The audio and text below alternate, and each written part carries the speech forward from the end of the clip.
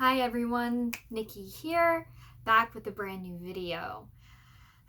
In this one, I'm going to be talking about the 10 things that I could think of that all INTJs have been accused of, and pretty much just debunking all of them. So, yay! Number 1, INTJs are viewed as heartless. So, most of the time, this is because what comes out is not usually something that is emotional. It's usually something that is factual, based in facts, based in reality, something that we feel to be productive. And sometimes we might not view our emotions as productive or efficient. We might view them as something that would get in the way of being able to make a decision or make the best choice. INTJs, we feel a lot, we feel very deeply. It just doesn't always come out in a way that other people expect or in a way that other people may understand. Number 2, INTJs are arrogant. So, INTJs know when we are the most knowledgeable about something. We know when our way is the best way to get something done.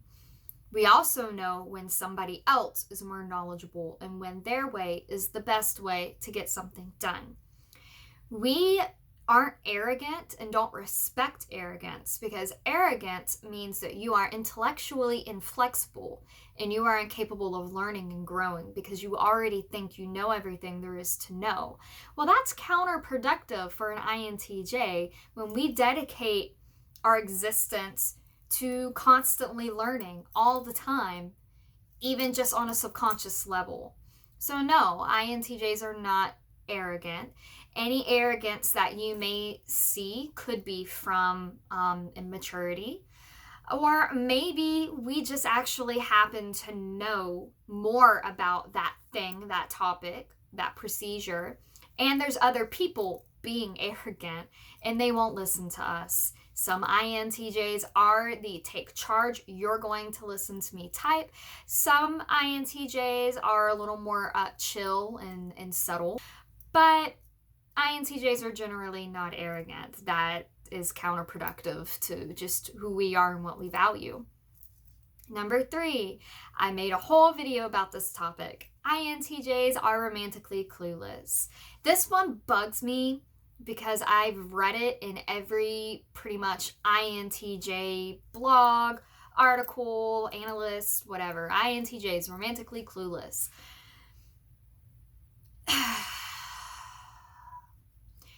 Just because our idea of romance doesn't match their idea of romance does not make us romantically clueless. It just means we have a different idea of what romance is. And maybe some of us have an easier time with society's idea of romance, and some of us might not just care because it seems superficial and shallow, and that just doesn't work for us, and we just can't live up to a partner's expectations when their expectations are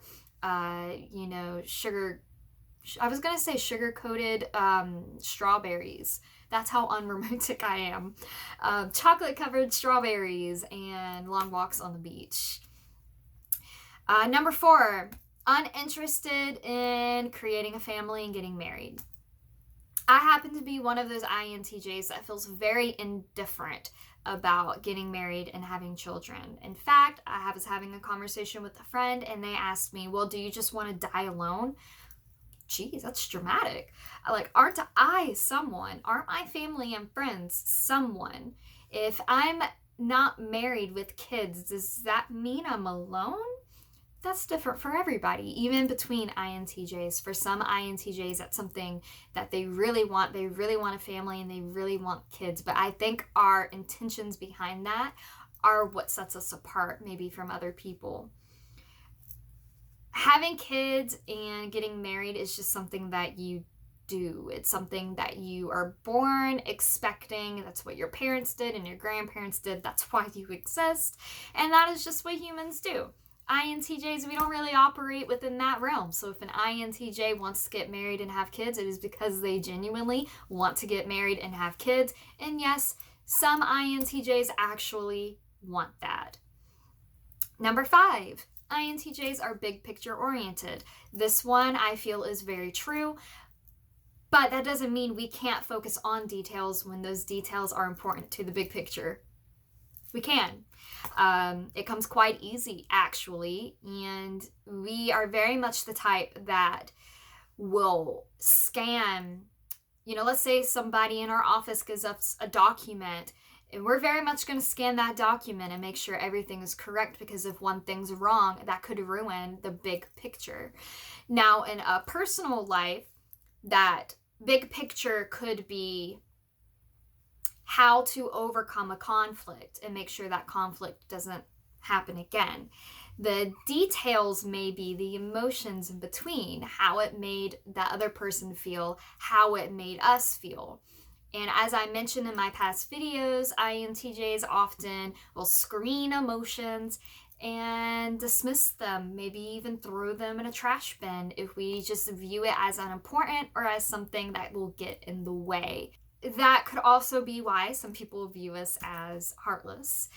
But that comes with maturity as well. The ability to recognize that while emotions may appear a little tedious or like it's holding us back from finding the solution, we can't just go and decide everybody's emotions are unimportant, especially if there's somebody that's important to us. Number 6, the INTJ death stare. We're very known for this. Sometimes it could be we're just listening to you talk. We're trying to figure out what you're talking about. It could be that somebody's talking in circles. And again, we're big picture oriented, so we very much like someone to get to the point of what they're trying to tell us, and we'll just stare at you. Sometimes, though, it could also be that we're thinking about something else and we just forget about our face and we get a resting bleep face. Number 7, INTJs are geniuses. Now, define genius, because I can tell you I'm not good at math. I do like science. I more so am geared towards reading, writing, art, poetry, things like that. So I wouldn't say that I'm by any means a genius. Not all INTJs are geniuses. Number 8, INTJs are emotionless and struggle to understand the emotions of others. So to say that a human is emotionless based off of a personality test that measures our decision making and how we relate to others is just inaccurate and uninformed. Because all humans have emotions, and maybe INTJs, we might at times forget this, but we do have emotions, and we feel very deeply, we feel very genuinely. We also wish for companionship.